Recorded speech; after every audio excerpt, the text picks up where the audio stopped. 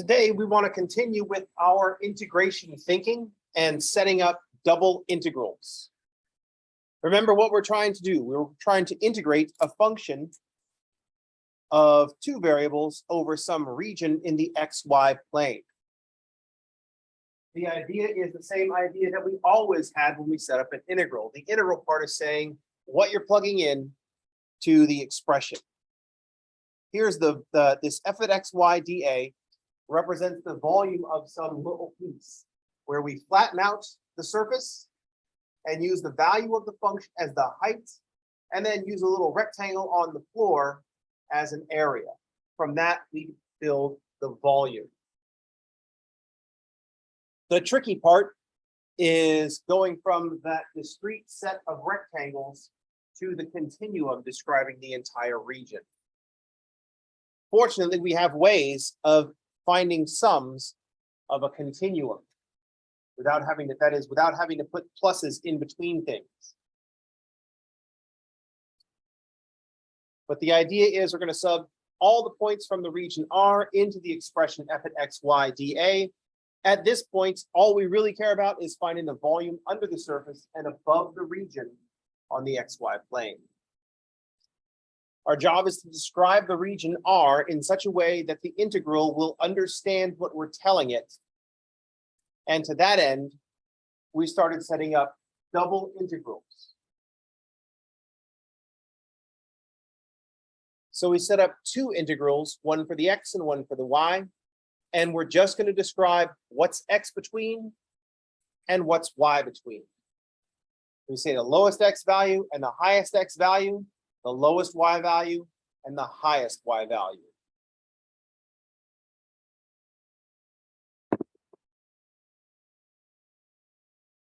Notice that we also split the dA up into dx dy or dy dx, depending on how we're describing the interval, the region. So we're setting up these double integrals as an iterated integral where we could just take it in pieces, do the x's first, do the y's first. So we're setting up a double integral as an iterated integral. How's everybody, okay? It's still a little conceptual. Yesterday we did exactly one example. So if you're like, oh, yes, we are okay, you are not. That is an incorrect answer. -10 for everybody. We've done one example of the easiest kind. The one example of the easiest kind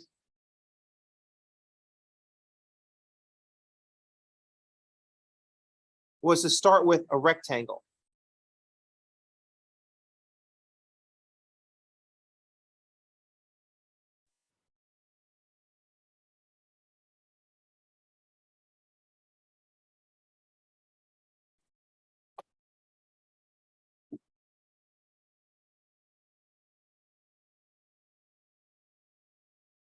So we're going to start in easy mode.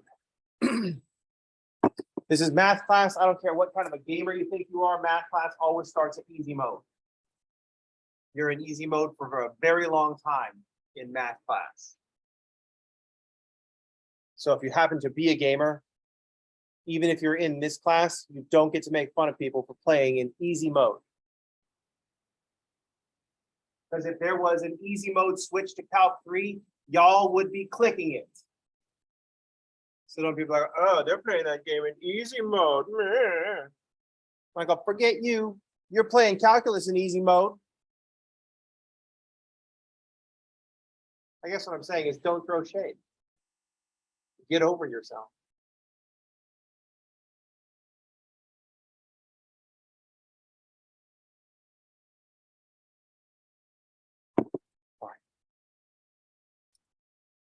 I discovered at one point that being really good at a video game is kind of a self-own. It's kind of like, oh, that's kind of embarrassing. I completed Resident Evil 3 to probably the highest degree that you can complete Resident Evil 3. This is kind of early on in the 100% completion. I have 100% completion on Resident Evil 3. They didn't have like trophies and stuff like that, but they had certain things that you could unlock. There's nothing on Resident Evil 3 that I have not unlocked. one of the things that you can unlock is unlimited ammo for the rocket launcher. This means that you can complete the game without saving in a speed run in under an hour and 20 minutes. There's a reason that I know this. It took me a few tries to get the pattern right. Because I started at an hour and 30 minutes, and I thought I could do better. I did this several times. Let's say several times is 10. That's like 900 minutes just on playtime at the slowest. Then at a certain point, I realized, like, oh, wow, I'm pretty good at this pattern. Wow, that's kind of sad. You know what I mean? It came at a convenient time. Well, Resident Evil 3 was pretty early on. But it comes at a convenient time. You want to make this realization soon, because at a certain point, your reflexes go.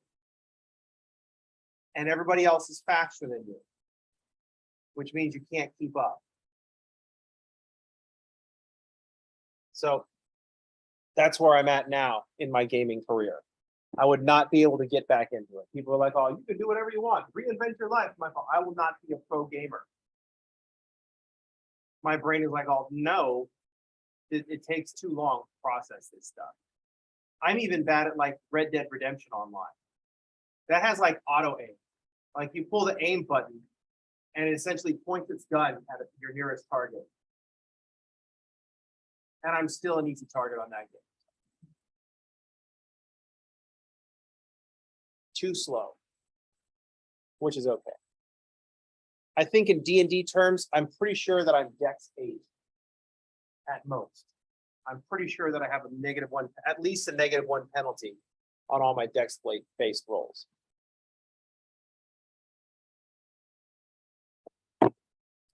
Anyway, what are we talking about? Oh yeah, you don't get to make fun of people for playing in easy mode. If that was an option. Actually, I'm pretty sure easy mode is an option for Calc 3, and you all did choose it because you picked my class. Tell me you want easy mode calculus without telling me you want easy mode calculus. I'm in Leach's class. Self-awareness is important. So we started with describing a double integral over a rectangle. This was the easiest because a rectangle is just 2 intervals. So here's the game that we want to play. Yesterday, we also had an actual function so that we could integrate it, because I wanted to prove to you that you already knew how to integrate double integrals. But there was a big question. It's like, well, does it matter what order we go in? And then the answer is, it depends. Not really, but sometimes one order is definitely worse than the other. For a rectangle, it doesn't matter. It's all the same. I can't even remember what rectangle it was. Was it 1 to 5? I think it was 1 to 5 and then 0 to 6.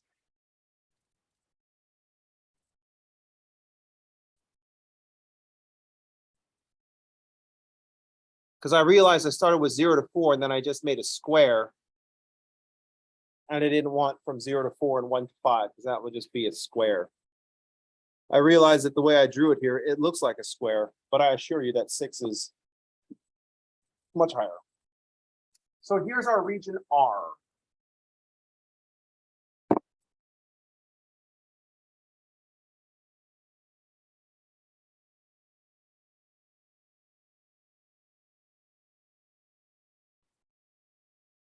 Because we're new, we're not just going to say the integral from 1 to 5 and from 0 to 6. We're going to say x equals 1 to x equals 5, y equals 0 to y equals 6, to make sure that we know which one is which.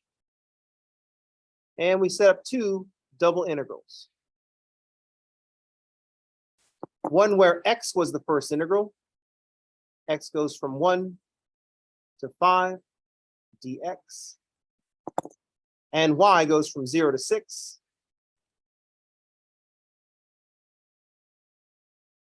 dy. Yesterday, we actually had a function because yesterday we actually wanted to integrate things. Today, we want to focus on setting up regions, not evaluating integrals. I already know that you can evaluate integrals. I'm trying to find out now if you can describe a region to an integral.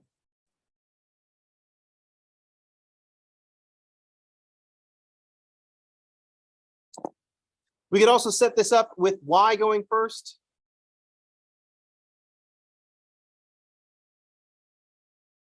And x going second.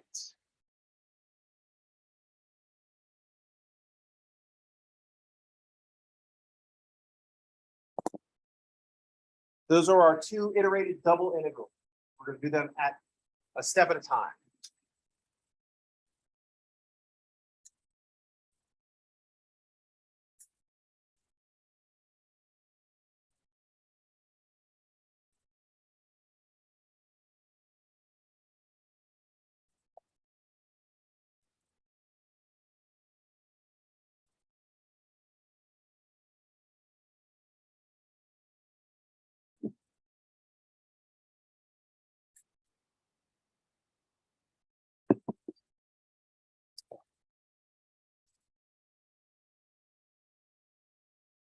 What we want to do now is cut pieces off this rectangle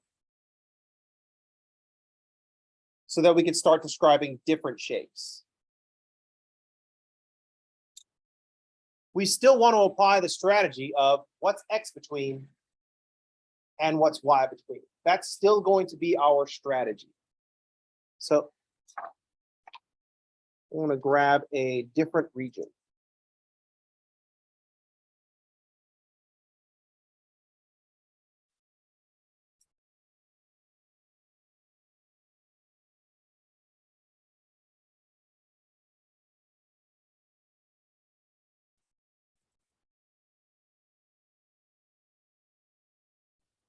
All right, do I really still want the 1, 5? Or should I shift it over so that we have a nice readable y-intercept? I'm going to shift it over so we have a nice readable y-intercept. X is going to go from 0 to 4. And y will go from 0 to 6 still.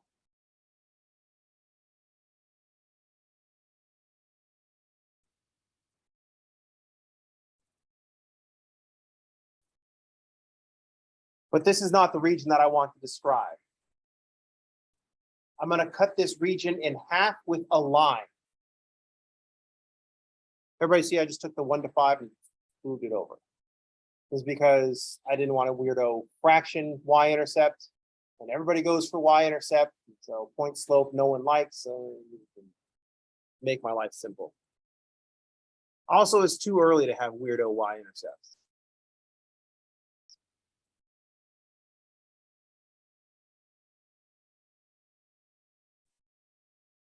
The region R is going to be this triangle underneath.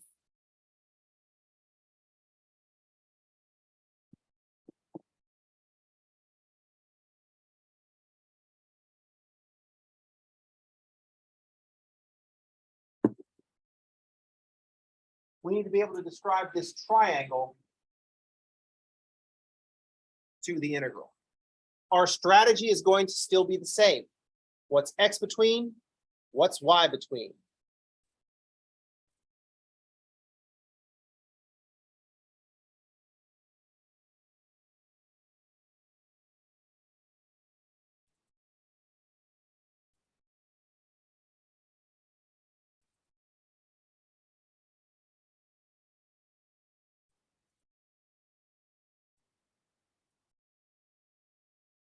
Ooh. So I want this region, this triangle below.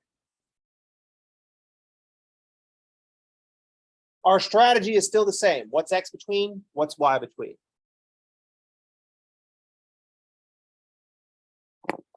I was color coding this for a reason, so let's do that. X was orange, right?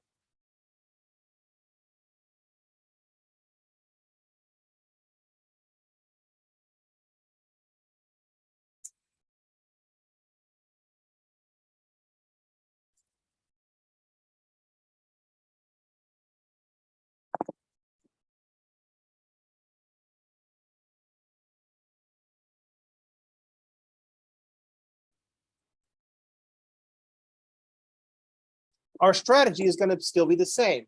What's x between and what's y between. Each of those points that x and y are between are going to go at the top and the bottom of an integral, because that's describing the points that we want to plug into the expression.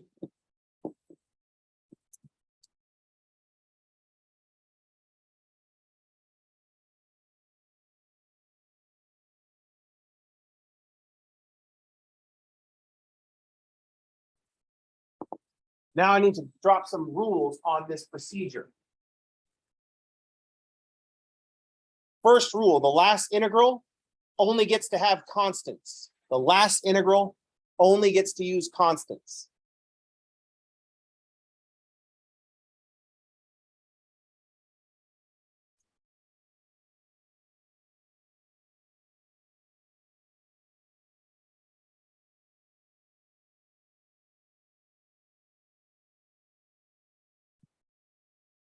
The last integral only gets constants.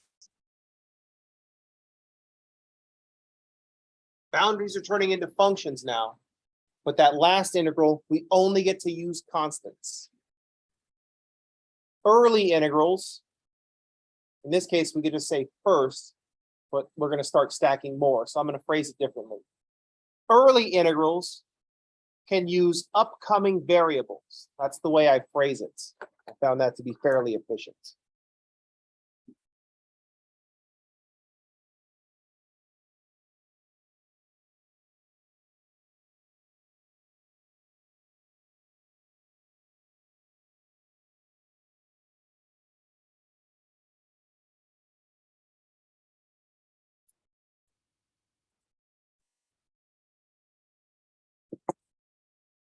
Early integrals can use upcoming variables.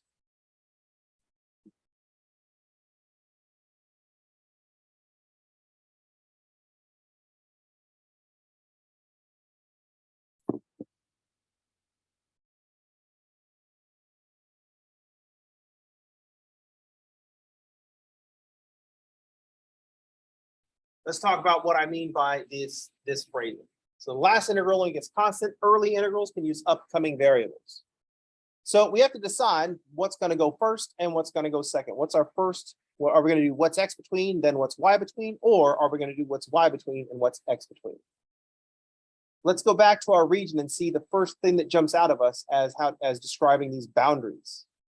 I've got the x-axis for a boundary, I've got the y-axis for a boundary, and I've got this line for a boundary. How can we write the equation of that line? It starts at 6 and has a slope. So we're going to say this is the line y equals 6 minus, and it decreases by 4 every 6 units.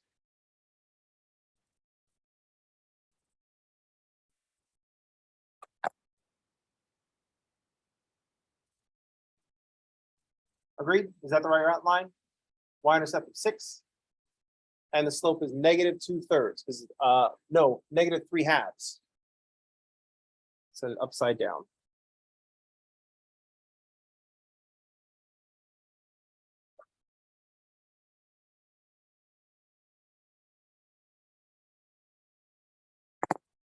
Decrease by 6 every 4 units, so decrease by 3/2.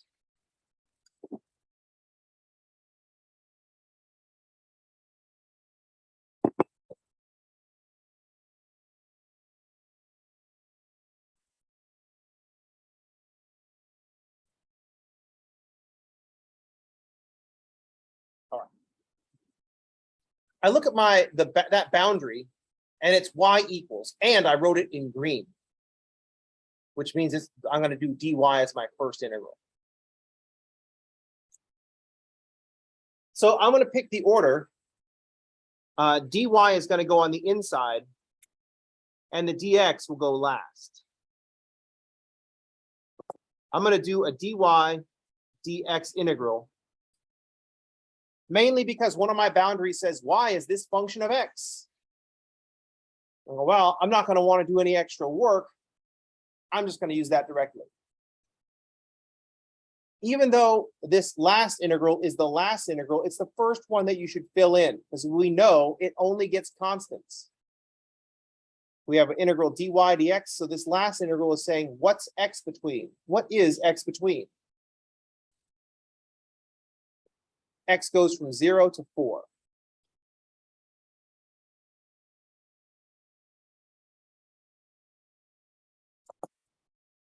Fill the last integral in first because it's just the constants. We don't care about any other function business, what's going on. It's just the constants.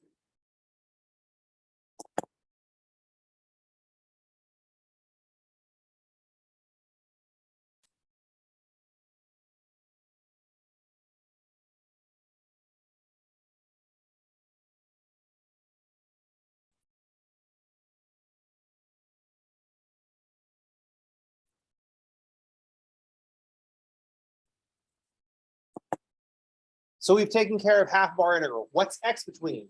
X starts at 0 and ends at 4. Now we need to pick an x value and think, what's y between? So if we pick an x value and we just draw a line through the region following one particular x value. The lowest y value is 0. The highest y value is the line 6 minus 3/2 x.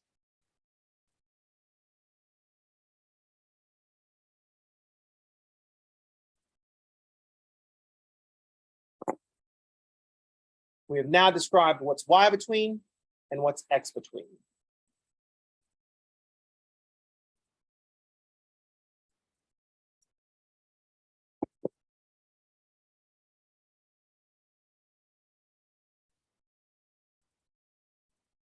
Our last integral, the x integral, only uses constants. X goes from 0 to 4. The early integral gets to use functions of the upcoming variables. So this early integral is going to be what's y between. X is an upcoming variable. So if y is being integrated, x is an upcoming variable. Any questions? Is everybody okay? Is it just too simple? Or are you shocked that I put the slope upside down earlier? Or are you shocked that you didn't notice that I put the slope upside down earlier, except for like 1 or 2 of these? Some of you may have noticed and I couldn't tell because you were doing like, oh, no, that's not right face. Some of you were making the that's not right face, but it looks like this. Which is the same face you make. It's like, oh, I got up like 2 minutes earlier. I stopped and got caught.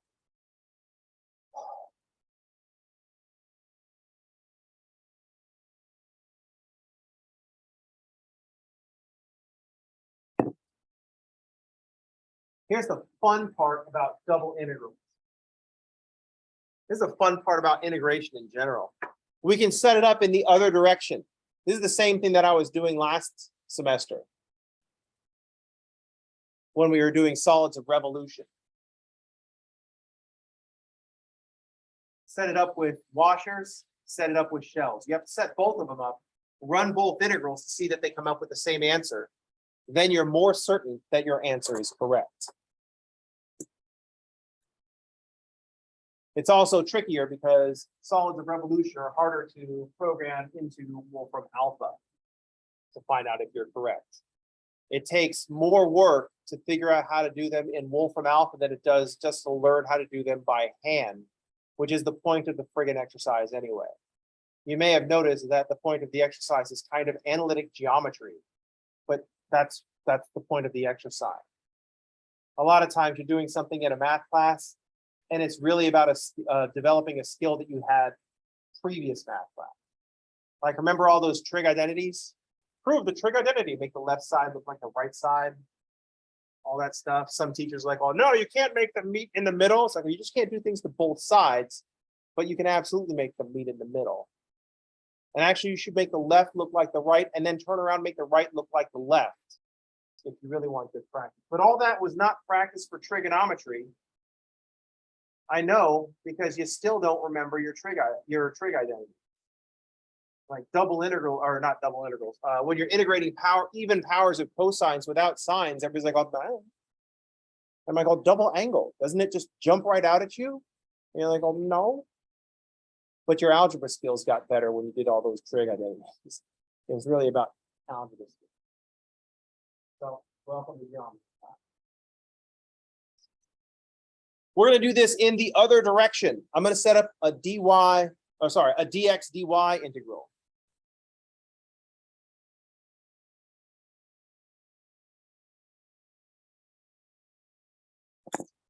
So we did dx dy. Now I'm going to do a dy, a dx. Yeah.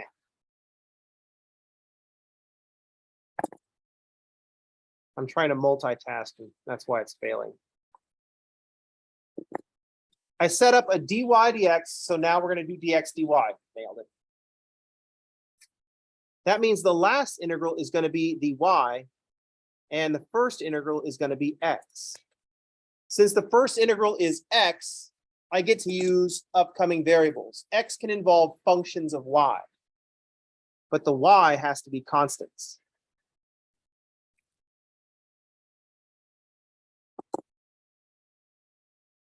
We look at the values that y is between. Y starts at 0 and ends at 6.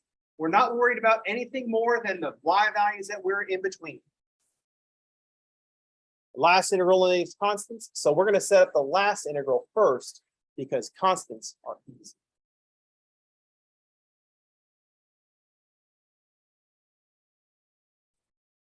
Question? Now I need the x values. If I look at the x values, I'm going to pick a typical y value and say, what values of x are we between?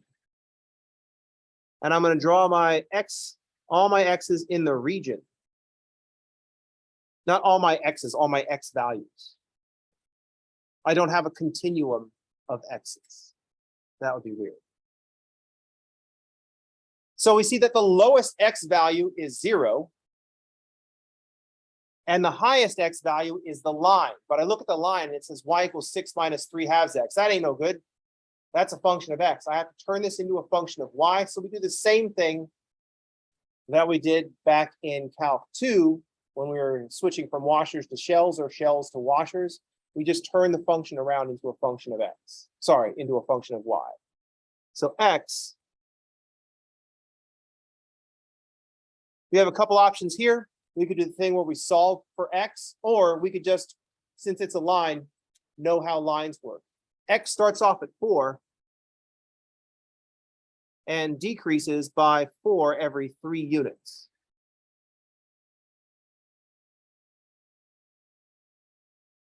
When y is 0, x is 4.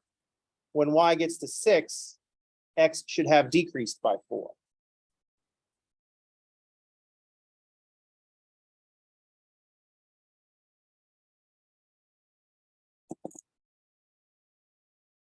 Now I've got a double integral describing what's x between and what's y between. The first integral is allowed to use functions of the upcoming variable, that being y in this case. The last integral is only using constants. So we have successfully described this region to our double integral. Our double integral will understand what we're telling you. Any questions? Talking to a double integral is very much like talking to a computer. It's very dumb, and you have to be very precise in how you speak with it, or type with it, interact with it. Otherwise, it won't understand what you're trying to do. This is why human brains are both better and worse than machines.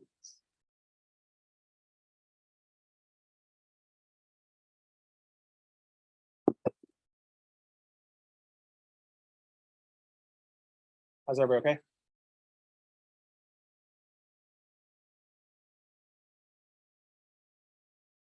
Now you may be thinking, awesome, this is so simple. Let's do a more complicated region. And I'm like, oh no, we're just going to switch R to be the top half of this triangle. Because I'm like, oh, everybody gets it?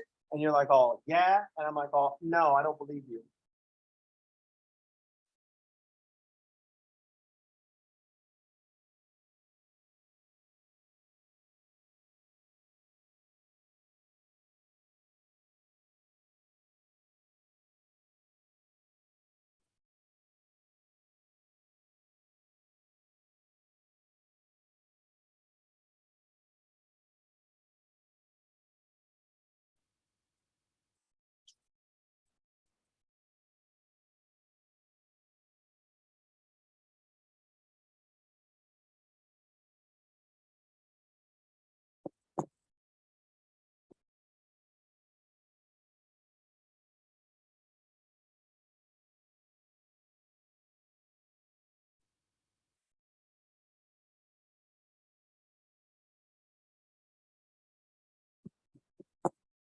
So in the previous problem, we were describing the bottom half of the rectangle. Now I want to describe the top half of the rectangle.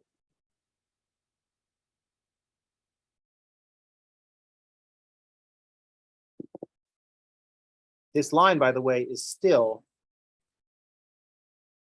y equals 6 minus 3/2 x.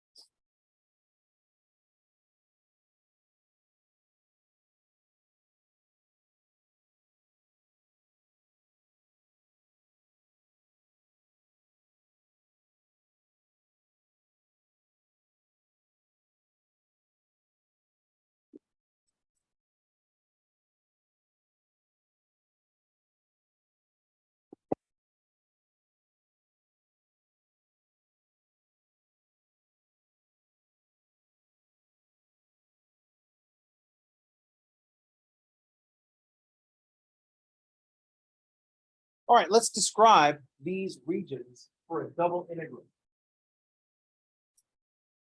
Let's first do the dy dx. That means that x is going to be our last integral, and that one only gets constants. What's x between?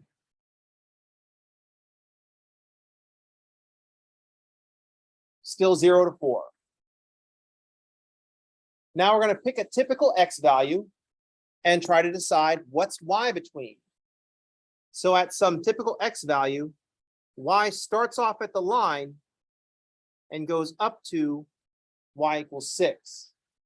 So instead of going from 0 to the line, I want the top half starting at the line and going up to 6. So y will start at 6 minus 3/2 x and end at 6.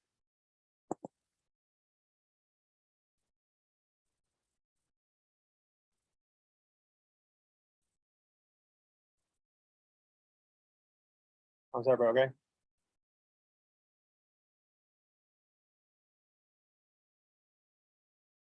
On the next one, we switch the order of integration.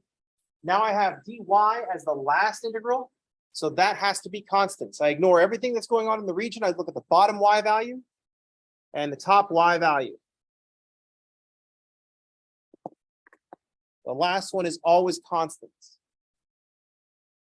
The early integral can use functions of the upcoming variable. So I'm going to pick a typical y value, and I'm going to draw a line through the region to figure out where my x values are. We start off at the line and end at 4.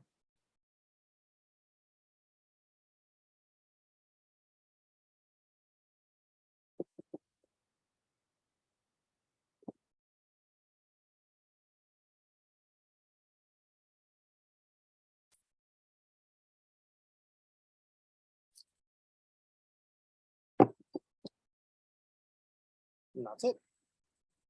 What's x between? What's y between? Subject to certain rules. The last integral has to use constants. That's why it's the first one that we set up, because it's easy. Just vertical lines or horizontal lines. Boundaries of our region.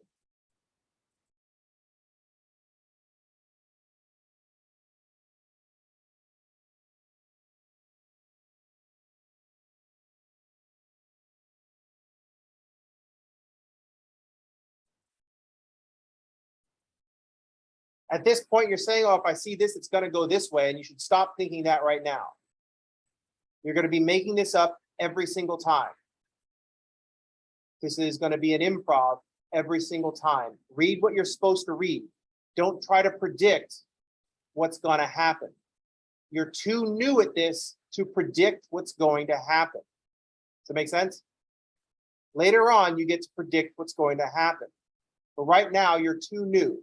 You've had exactly 3 examples of double integrals. It is too early to start predicting what's going to happen.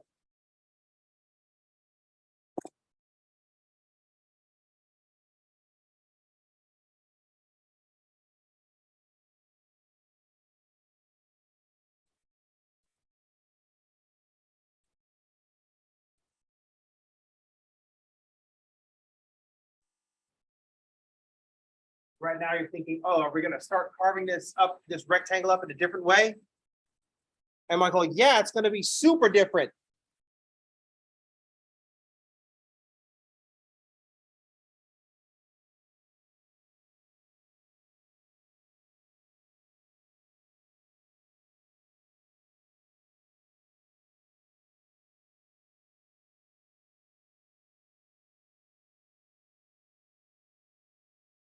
Not super different, but I'm going to move the line.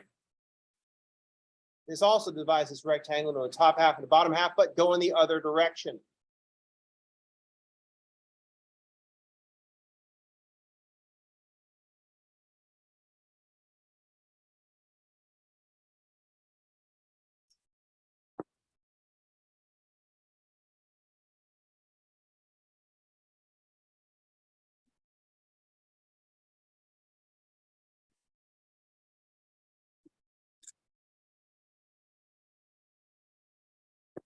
So this is going to be a little bit different. I've got a different line, so I should name that.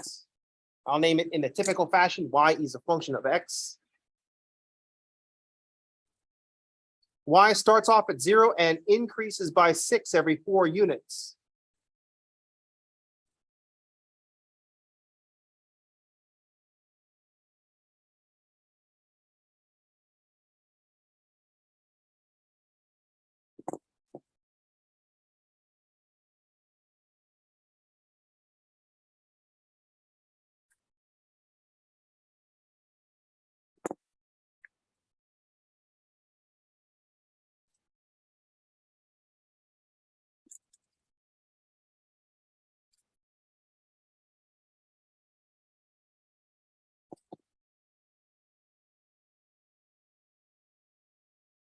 So we're going to start with a dy dx. I'm going to do this because I have y as a function of x.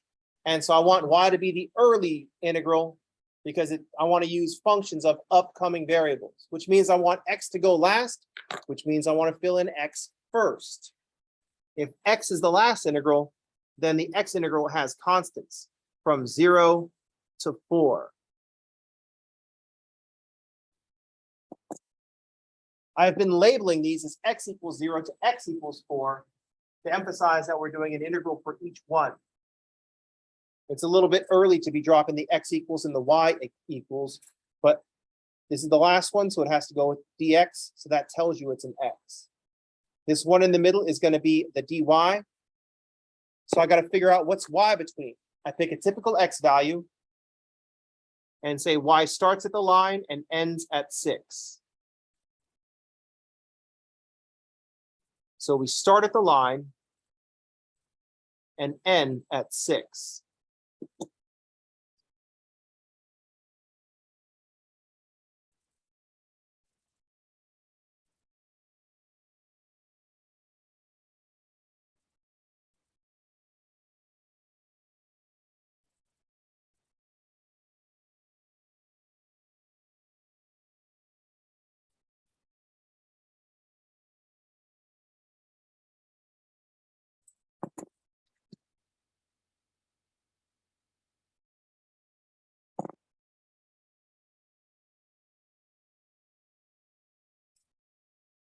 This is double integrals, so we can't just do them once. It's like potato chips. We got to switch the order and do it again. Now I'm going to have x go first and y will be the last integral. That means y, the y integral only gets to use constants, and the constants for y are from 0 to 6. I'm going to need to turn the equation of the line around to be x as a function of y. So I'll flip this around and say that x is 2/3 of y.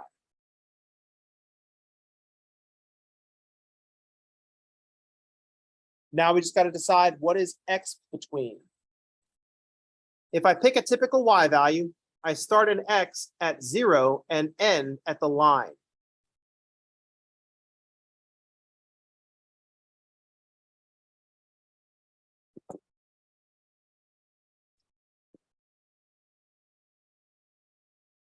So here's one where the y went from the line to the constant. Here, the x goes from the constant to the line. So don't try to predict which one is going to be until you've done a couple thousand problems and have developed the sight.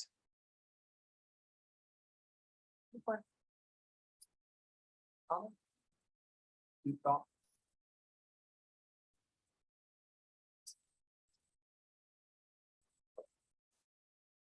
One that we didn't get to is describe the bottom triangle in 2 different double integrals. So what if it was the other bottom triangle? Any questions? Comments? Snide remarks? All right, that's it for today. That's it for this week. I'll see y'all on Monday. Everybody have a good weekend, and thanks for playing.